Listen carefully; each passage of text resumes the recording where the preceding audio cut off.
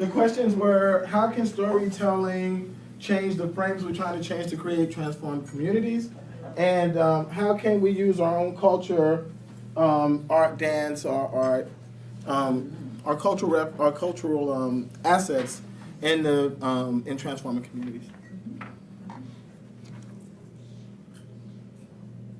I'm not sure I answered the questions, but That's fine.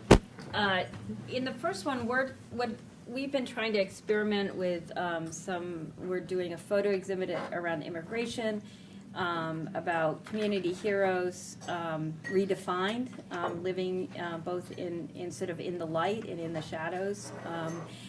And also, we created a board game around immigration, and that has taken off, where people are downloading it all over the country and using different things. But one of the things, and we've done some videos, but one of the things that really, being the ED in charge of the purse strings, that I'm always like worried about is when it works, we have an implementation strategy and it gets used somehow. And when it doesn't, things get created and stay on the shelf.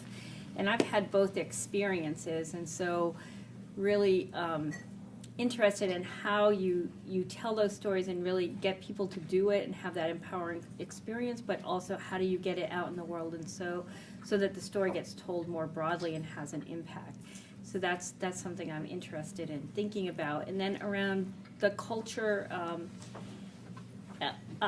one of the things that we were talking about was just space. You know, I feel like there's less and less community space that reflects the communities that are there and that people feel comfortable in. And, you know, so I envision big rooms with local art that the kids did, or, you know, just stuff in there that's, you know, an expression of the community that creates a space where people can just relax and be themselves. And I think that partly, if we think about, you know, culture, there has to be space for it somewhere, whether it's theater or, although I was reminded about the teatro and how people have done organizing from the back of a truck and put theater in the field, so that, you know, we have to be creative about that.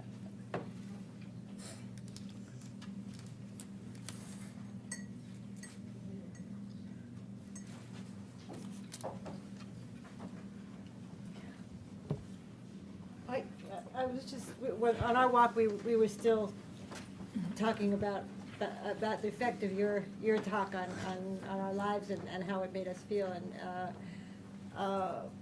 so capturing those kinds of stories, like you read about the experience of the man who was working with the fellow who was about to be killed, it's extremely powerful. So making sure that those kinds of stories get out, even though they might be a personal, they're things that you can expound upon and realize they're systemic stories. But that was a very powerful story. Getting that more out into the novels that everybody reads and the stories that they all read, or God forbid we should have anything on TV that's relevant to our lives. But, you know, getting those kinds of stories out, I think is really important. I'm sorry, I missed the beginning of what it was. Oh, it's the story about the man not getting any help from anyone until he was about to be killed in prison. My deceased husband got a 6-year sentence for a marijuana roach, and you know, Maximum security. And maximum security prison in Nevada so it was, you know, those kinds of stories that people just don't believe even happen, you know, and it was because he was African American and had a white girlfriend who the deputy sheriff really liked also, and, you know, that sort of added to the whole complexity of the problem, and he couldn't afford anything but a public defender. So, you know, there's all of those pieces that feed somebody into the system deeper and deeper.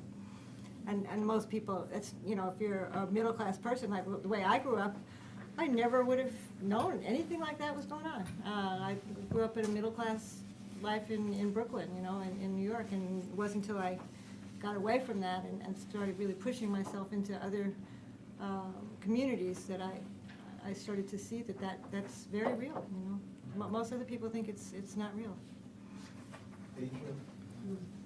I was thinking about how can we use our culture to build community. Praxis has been blessed that we do support to folks in the Gulf Coast area. And for the last year and a half, I've been working with this circle of young adults called Finding Our Folks. Finding Our Folks, it is a group of young people from the Gulf who, in relationship and connected to the Hot 8 band, which is a second line band, brass band out of New Orleans. They went around right after Katrina and really started to bring music back to those who got displaced, and started listening to the stories of what was happening with folks after being displaced, and documenting those stories and reproducing those stories to bring to other people so people could hear those stories. And they did that part of the work prior to engaging with Praxis, but for the last year and a half, we've been really helping them move their vision further around how to build community, and really watching a group of cultural artists and cultural organizers who never named themselves that before, but they've built programs in New Orleans now where they're teaching the next generation of cultural workers and organizers why second line is critical to the space of their communities. And when I say space, because it's about being outside and walking down the street and bringing people out of their homes and into the street and loving where they are. And they're transforming that and bringing that to multiple communities, because so many folks from the Gulf are in so many different places now. And being intentional about documenting the stories and producing films so that other people can hear those stories.